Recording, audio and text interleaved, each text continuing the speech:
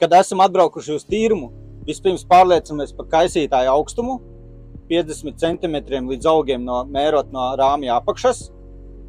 Tad izvēlamies no mēslošanas tabulām atbilstošo mēslojumu, vai, ja tāds nepastāv, izveidojam jaunu, izmantojot telefonā Rauch Fertilizer Charts aplikāciju.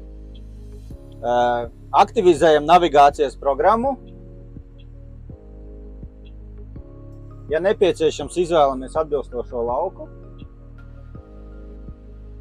No produktu saraksta varam izvēlēties atbilstošo produktu. Sākam jaunu darbu.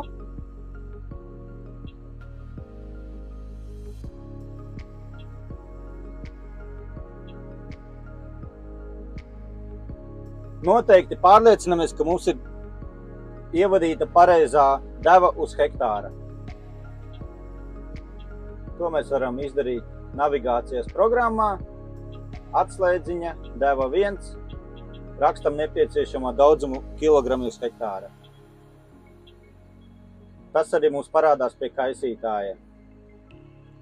Aktivizējam diskus.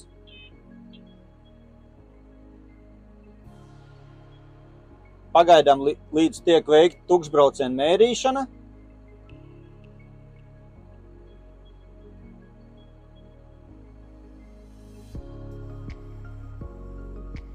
Vispirms izkliedēsim mēslojumu apkārt tīrumam pa perimetru, tāpēc ir nepieciešama aktivizēt lauka malu.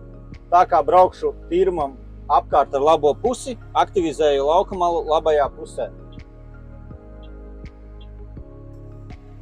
Šobrīd man lauka mala ir aktivizēta labajā pusē, un tā kā izkliedēšanu sākšu ar apgriešanās zonas kliedēšanu, aktivizēju jauno funkciju OptiPoint Pro.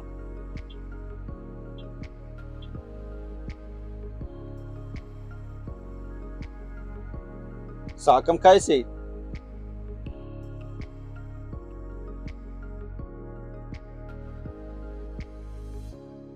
Šobrīd, kad esmu nokļuvusi pie tīruma malas, kur neveic apgriešanos, OptiPoint Pro deaktivizēju. Turpinam kaisīt.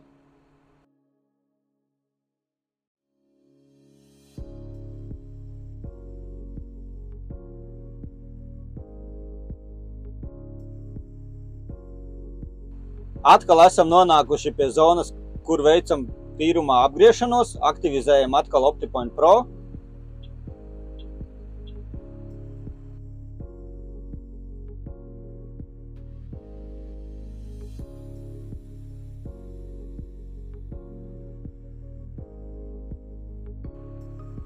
Un atkal esam nonākuši pie tīruma, pie zonas, kur neveiksim apgriešanos tīrumā, deaktivizējam OptiPoint Pro.